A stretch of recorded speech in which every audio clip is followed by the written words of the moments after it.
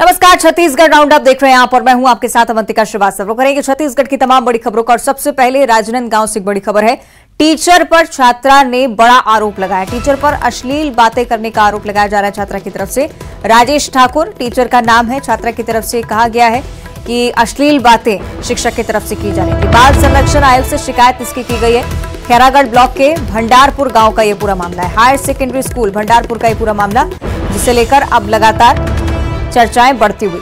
राजनांदगांव की एक खबर हम आपको बता रहे हैं। टीचर पर अश्लील बातें करने का आरोप छात्रा की तरफ से। राजेश ठाकुर जिसका नाम है, छात्रा ने अश्लील बातें करने का आरोप शिक्षक पर लगाया। बाल संरक्षण आयोग से शिकायत की गई है। हायर सेकेंडरी स्कूल भंडारपुर का ये पूरा मामला खैरागढ़ ब्लॉक में आता है। भंडारपुर गांव, यहीं पर छात्रा की तरफ से ये गंभीर आरोप शिक्षक के खिलाफ लगाया गया है। तो बड़ी खबर राजनांदगांव से। राजेश ठाकुर शिक्षक का नाम बताया गया है। अश्लील बातें करने का आरोप है राजेश ठाकुर के खिलाफ। शिकायत हालांकि हुई है, जांच के बाद पूरा मामला स्पष्ट हो पाएगा। लेकिन बाल संरक्षण आयोग की तरफ से निश्चित ये आश्वासन भी दिया गया होगा कि निष्पक्ष जांच होगी। लेकिन फिलहाल शिकायत के मद्देनजर बेहद ही गंभीर आरोप इसे माना जा सकता है। खैरागढ़ ब्लॉक के भंडारपुर गांव का ये पूरा मामला है। हायर सेकेंडरी स्कूल की एक छात्रा जिसने आरोप लगाया कि टीचर अश्लील बातें करते हैं। राजेश ठाकुर टीचर का नाम। सहयोगी राकेश ज्यादा जानकारी देंगे। राकेश, क्या है पूरा मामला, ये विस्तार से जानना चाहेंगे। जी अवंतिका, मैं आपको बता दूं कि ये एक गवर्नमेंट स्कूल का मामला है जहां छात्राएं और छात्र पढ़ते हैं। और इस दौरान जो छात्रा है वो घर जा रही थी, वह अपना साइकिल नहीं लेके आई थी। तो सर ने कहा कि मैं छोड़ देता हूं करके, तो बच्ची उस सर की गाड़ी में बैठ गई और वहाँ स्कूल से घर के लिए जाने लगे। इस दौरान जो सर हैं राजेश ठाकुर, उन्होंने कहा कि क्या तुम मेरी जीएफ बनोगी। तो बच्ची ने कहा क्या बोले सर, ऐसा करके वो चौंक गई। तो उसने फिर दोबारा रिपीट किया उन चीजों को कि क्या बोले सर करके। बच्ची का शब्द ऐसा था। और उसके बाद सर ने कहा कि क्या तुम मेरी जीएफ बनोगी। तो बोले कि नहीं सर, ये सब बातें ठीक नहीं है। और उसके बाद फिर जब बातें और आगे बढ़ती गई दोनों के बीच में, जब घर उन लोग निकल रहे थे, तो फिर उन्होंने सर ने कहा कि फोन में हम लोग बात करेंगे। तो लड़की ने फिर, जो छात्रा है उसने फिर मना किया कि बोले सर ऐसी बातें मत करिए, आप मेरे सर हैं। और इसकी जानकारी और शिकायत उसने स्कूल का जो बॉक्स होता है, जो शिकायत बॉक्स होता है, उसमें उन्होंने की। और बाल संरक्षण आयोग में भी शिकायत की बात सामने आ रही है। छात्रा ने ऐसा, जो वहाँ के टीचर हैं राजेश ठाकुर, उन पर आरोप लगाया है। वहीं जो है, जो बाकी टीचर है वो शिक्षक के सपोर्ट में आ गए हैं, उनके सपोर्ट में आ गए हैं। और उनका कहना है कि इन्होंने ऐसा नहीं किया है और आरोप प्रत्यारोप का दौर शुरू हो गया है। बहरहाल देखना है होगा। चलिए राकेश, को मिलाकर बहुत ही गंभीर मामला है। अगर निष्पक्ष जांच हो और कार्रवाई हो तो बेहतर होगा। बहुत शुक्रिया आपका पूरी जानकारी के लिए। रायपुर से अगली बड़ी खबर है, जहां निलंबित आईपीएस अधिकारी जीपी सिंह बर्खास्त किए जा चुके हैं। बड़ी जानकारी अपने आप में। केंद्र सरकार ने जीपी सिंह को बर्खास्त कर दिया। बीते दिनों काफी चर्चाओं में रहे आईपीएस जीपी सिंह, पूर्व आईपीएस जिन्हें आप कह सकते हैं, क्योंकि बर्खास्त किए जा चुके हैं। आय से अधिक संपत्ति के मामले में पूरी कार्रवाई हुई। पहले राज्य सरकार की तरफ से कार्रवाई हुई थी और अब जब अनुशंसा राज्य सरकार ने भेजी केंद्र सरकार को, इस अनुशंसा के आधार पर यह कार्रवाई देखने को मिलती है। छत्तीसगढ़ में एडीजी भी रह चुके हैं जीपी सिंह। आय से अधिक संपत्ति के मामले को लेकर कई बड़ी कार्रवाइयां भी हुई और अब आप देखिए कि केंद्र सरकार की तरफ से भी उन्हें बर्खास्त किया गया है।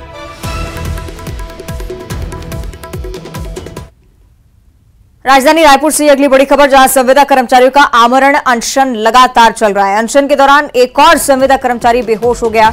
अब तक 2 संविदा कर्मचारियों की तबियत बिगड़ी है। दोनों को अस्पताल में भर्ती करवाया गया है। नियमितीकरण की मांग है, जिसे लेकर लगातार चरणबद्ध आंदोलन कर्मचारी की तरफ से किया जा रहा है। राजधानी में 19 दिनों से आंदोलन चल रहा है। ये उनकी तरफ से भी कहा गया था कि जब तक मांगे पूरी नहीं होंगी तब तक हड़ताल नहीं खत्म करेंगे।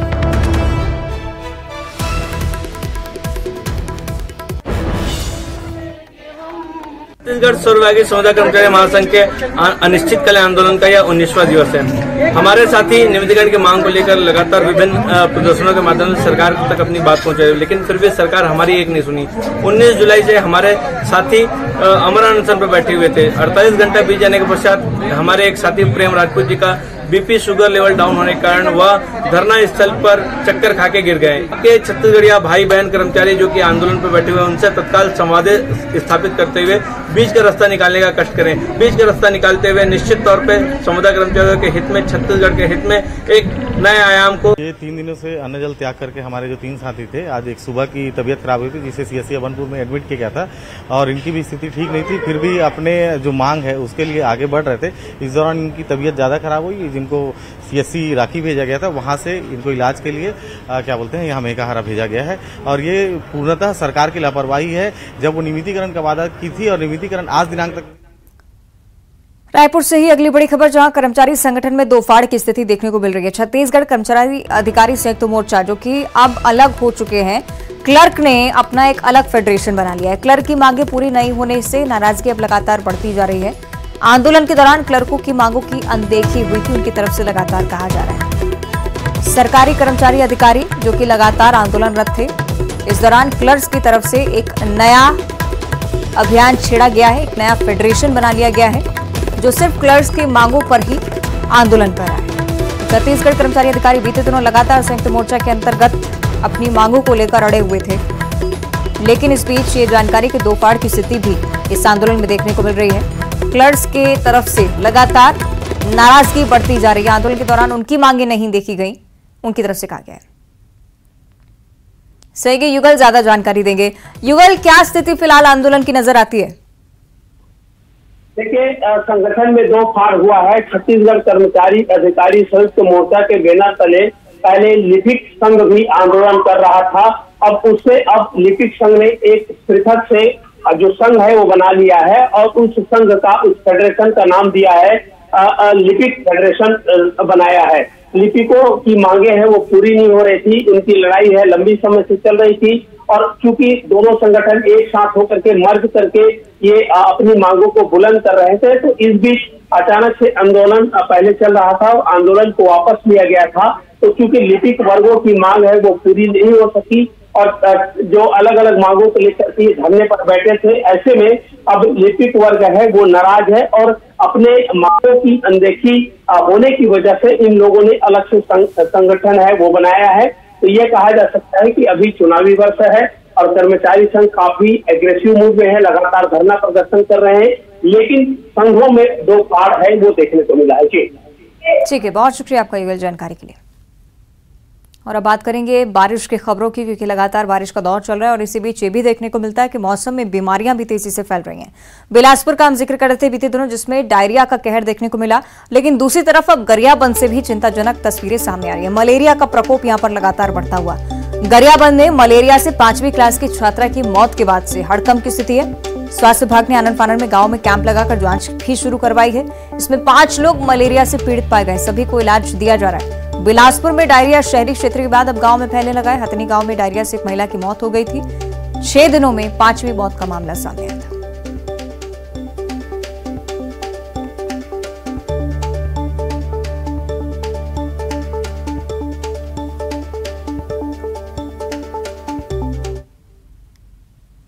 और अब कोरबा से अगली बड़ी खबर, जहां गोविंद झुंझा वाटरफॉल में एक बार फिर से हादसे की खबर सामने आ रही है। वाटरफॉल में एक शिक्षक डूब गए हैं, नहाते समय हादसा हुआ है। वाटरफॉल में नहाने के लिए 3 शिक्षक पहुंचे थे पिकनिक मनाने के नजरिए से, लेकिन शिक्षक की तलाश में गोताखोर जुटे हुए हैं। प्रतिबंधित क्षेत्र होने के बावजूद यहां पर तीनों लोग पहुंच गए। आप देखिए, काफी तेज बहाव इस झरने का और बारिश के चलते खतरा भी इन्हीं क्षेत्रों में बना हुआ है। इसके बावजूद लोग लापरवाही बरत रहे हैं। गोविंद झुंझा ये नीचे उतर जाती है और एक खड़ा गोविंद सब कैसे उन लोग को पार किया जाए। और अब बात करेंगे महासमुंद जिले की। सेल्फी लेते हुए पहाड़ से एक युवक गिर गया है। सरायपाली में शिशुपाल पहाड़ से युवक गिरने की सूचना सामने आई और युवक के गिरने की सूचना जैसे ही मिली, फौरन यहां पर पुलिस पहुंचती है, लेकिन मौके पर यह देखा जाता है कि युवक की मौत हो जाती है। घोड़ाधार जलप्रपात की पूरी घटना है। रेस्क्यू टीम इस व्यक्ति के शव को निकालने के लिए भी काफी मशक्कत करती है, क्योंकि काफी तेज बहाव। यहां पर तस्वीरें आप देखिए, सेल्फी लेने की ऐसी सनक सवार है कुछ लोगों में कि अक्सर सुरक्षा मानकों को भी पीछे छोड़ते हुए, लापरवाही बरतते हुए इस तरह की घटनाएं सामने आती हैं। मौके पर युवक की मौत हो गई है, लेकिन निश्चित ही सबक देती हुई ये घटना। रेस्क्यू टीम ने शव को बाहर निकाला है। बहुत ही खतरनाक स्थिति यहां पर, उसी वजह से लगातार इस तरह की घटनाएं सामने।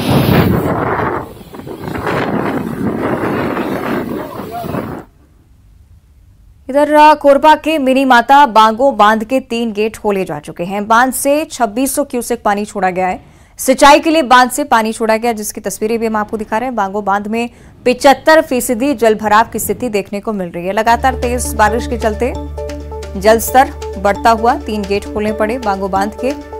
2600 क्यूसेक पानी, जो कि सिंचाई की दृष्टि से भी काफी महत्वपूर्ण, लेकिन निचली बस्तियों के लिए भी खतरा बना रहता है। इसी वजह से प्रशासन भी काफी अलर्ट है इन क्षेत्रों के लिए। फिलहाल ये तस्वीरें आप देखिए, 2600 क्यूसेक पानी बांध से छोड़ा गया। और कांकेर जिले का भी इस बीच हम जिक्र करें तो यहां पर भी लगातार बारिश का सिलसिला चल रहा है। लगातार बारिश से नदी नाले उफान पर, जलस्तर बढ़ता हुआ। अंतर्गत शिव मंदिर बाईपास मार्ग जहां पर जलस्तर बढ़ चुका है, प्रशासन ने पुलिस जवानों को तैनात किया है। आवाजाही बुरी तरह से यहां पर बाधित होती है। और कांकेर से ही अगली तस्वीरें भी, जहां पर लोग जान जोखिम में डालकर पुल को पार करते नजर आए हैं। संबलपुर से दुर्गकोंदा जाने वाला मार्ग, चबेला पुल के ऊपर से पानी बहता हुआ, लेकिन लोग इस खतरनाक पुल को अभी भी पार करने से बाज नहीं आते।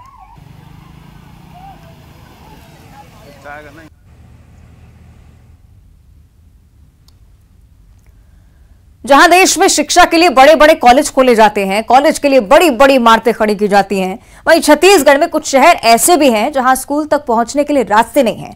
हालात इतने बदतर हैं कि जान को जोखिम में डालकर नदी नाले पार कर स्कूली बच्चे स्कूल पहुंचते हैं। कौन है जिम्मेदार? क्यों ये गांव अब तक इतना पिछड़ा हुआ है? रिपोर्ट में देखिए।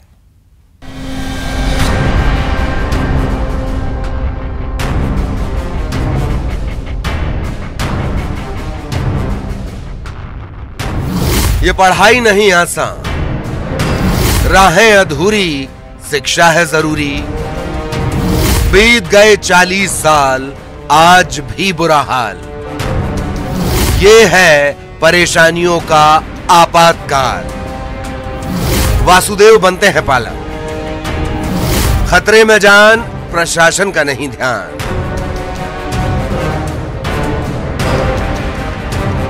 बरसात आई और साथ में मुश्किलें लेकर आई, ऐसी मुश्किलें जो तस्वीरों में देख सकते हैं।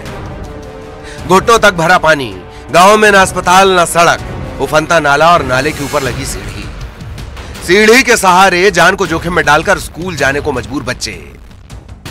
कहते हैं पढ़ेगा देश तभी तो बढ़ेगा देश, ना जाने ऐसे कितने स्लोगन बनते हैं, लेकिन ये सब सिर्फ नारों में ही अच्छे लगते हैं, क्योंकि छत्तीसगढ़ से जो तस्वीरें निकल कर आई हैं वो इतना बताने के लिए काफी है कि शिक्षा की राह आसान नहीं है। 2 तस्वीरें, एक बलौदा बाजार की, दूसरी कोंडा गांव की, और ये दोनों तस्वीरें पूछती हैं कि जहां दावे किए जाते हैं कि देश में शिक्षा के लिए बड़े बड़े कॉलेज खोले जा रहे हैं, वहीं छत्तीसगढ़ में स्कूल तक जाने के लिए रास्ते क्यों नहीं? क्यों जान को जोखिम में डालकर बच्चे स्कूल जाने पर मजबूर हैं? बलौदा बाजार के छेरकाडीह के भाटापारा मोहल्ले की तस्वीर प्रशासन की पोल खोलती है और ये बताती है कि नाले के पानी में विकास की बयार बह रही है। करना पड़ता है, यहाँ पर आने जाने की कोई सुविधा ही नहीं है। यदि बरसात में यदि पूरा बाढ़ आ जाए तो लगातार जितना दिन भी बाढ़ रहेगा उतना दिन सभी लोगों को घर में रहना पड़ता है। ना तो यहाँ पर राशन की कोई ये है, और बच्चों को जब तक के बाढ़ रहेगा तब तक स्कूल, यदि 10 दिन तक के बाढ़ रहेगा तो 10 दिन तक के पूरा घर में ही रहेगा स्कूल जाने की। अब ये दूसरी तस्वीर कोंडा गांव के देवगांव बोकरा बेड़ा की है, जहां बारिश के बाद नदी नाले उफान पर हैं, बच्चों को स्कूल भी जाना है। फिर क्या किया जाए? तो तस्वीरें देखिए, जान को जोखिम में डाला जाए, सीढ़ियों के सहारे उफनती नदी को पार किया जाए। कहां है शिक्षा विभाग, कहां है प्रशासन? क्या ये सभी आंखें मूंद कर बैठे हैं? आखिर कब तक चलेगा ऐसा? और अभी तो बहुत कम ही पानी है, और लगभग 40 परिवार ऐसे है जो पानी के लिए तड़पत है और पुल के लिए तड़पत है। 40 साल से वहाँ आवेदन के ऊपर कलेक्टर से लेकर सीओ तक और यहाँ तक के मुख्यमंत्री तक भी आवेदन दे चुके हैं। बलौदा बाजार के छेरकाडीह के भाटापारा में 40 परिवार हैं और 40 साल से परेशान हैं। कोंडा गांव के देवगांव बोकरा बेड़ा में हजारों लोग रह रहे हैं और 1000 परेशानियां हैं। प्रशासन आंखों पर टीन का चश्मा लगाकर और कानों में रुई डालकर बस देख रहा है और सुन रहा है।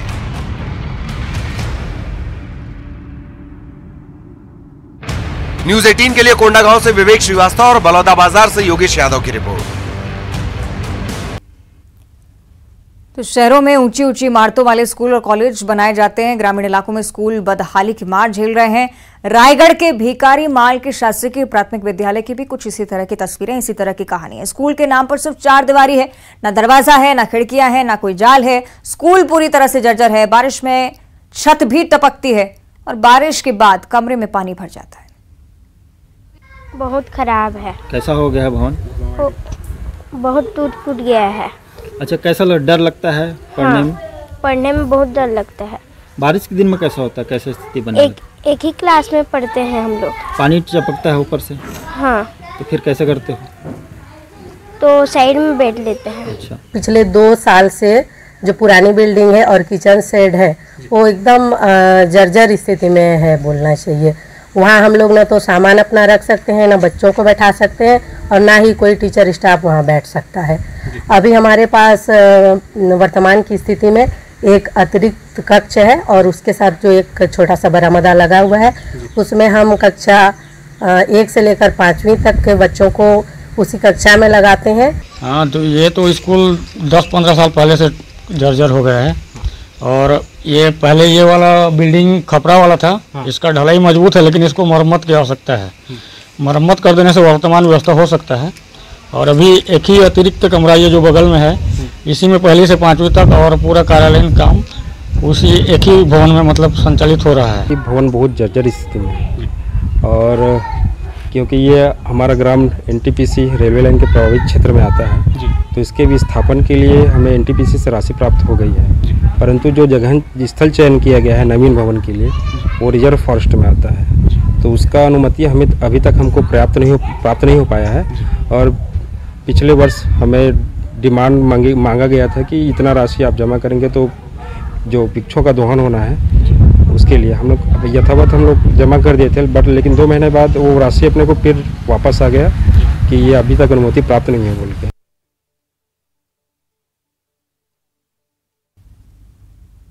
और इस बीच गरियाबंद से एक बड़ी खबर सामने आ रही है। निकट में ट्रैक्टर ट्रॉली गिर गई है। ट्रैक्टर में सवार लोगों की जान बाल बाल बच गई। राहत भरी बात यही, ट्रैक्टर में 5 लोग सवार थे, सभी सुरक्षित हैं, सभी को बाहर निकाल लिया गया है। रायजन के ग्राम रावण एनीकट की पूरी घटना है।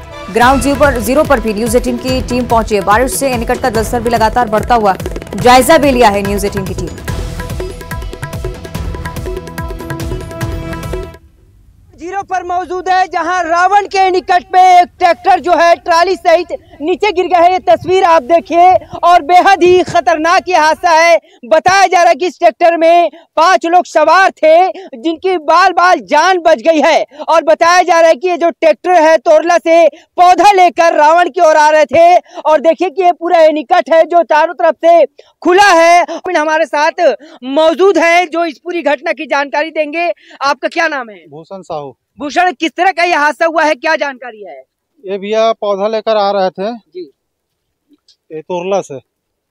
रोड में गाड़ी खड़ा था, गाड़ी को बचाने के लिए साइड है किया तो साइड में सीधा नदी के पार गिर गया गाड़ी। नदी के पार गिरे। कितने लोग सवार थे इसमें? इसमें 5 लोग सवार थे। सुरक्षित है? सब सुरक्षित है जी बिल्कुल। तमाम देखिए कि तमाम लोग यहाँ पर मौजूद हैं। और बड़ी बात है देखिए कि ग्रामीण जो है ट्रैक्टर बह न जाए इस वजह से रस्सी से बांध कर उसे रखे हुए हैं। अब सोच कर देखिए कि हाल ही में जो टीला एनीकट है वहाँ एक कार गिर गया था और बारिश लगातार होती है तो एनीकट में जल स्तर बढ़ जाता है। और कहीं ना कहीं एहतियातन के तौर पर, सुरक्षा के तौर पर जो सुरक्षा मुहैया कराया जाना चाहिए, लेकिन यहाँ पर कोई सुरक्षा मुहैया नहीं था। क्या लगता है वहाँ पर कोई सुरक्षा के लिए कोई खड़े रहते हैं? नहीं, कोई नहीं रहता। मना करने के लिए कोई रहते हैं? नहीं रहता। कितना खतरा लहर में सवार थे, बैठे थे? हाँ जी। काका अभी आप ठीक है ना? हाँ ठीक है। कैसे हुआ हादसा थोड़ा बताइए। वो इधर फटफटी खड़ी रही से। हाँ। और वो थोड़ा जगह नहीं चले बार, लेकिन वो कहा थोड़ा से बड़े चक्का है तो थोड़ा चढ़ गए। तो वो बाद खसलत टूटे है। वो बाद वो डाली। देखिए कि ये ट्रैक्टर यहाँ पर गिरा हुआ है और ग्राउंड जीरो से ये सारा तस्वीर आपको दिखा रहे हैं, जिसमें इस हादसे के बाद अफरा तफरी का माहौल है। तमाम ग्रामीण यहाँ पर मौके पर मौजूद है और ग्राउंड जीरो से हम ये सारा तस्वीर आपको दिखाए हैं। न्यूज 18 के लिए गरियाबंद से शेख इमरान। और 25 सेकंड में खबर।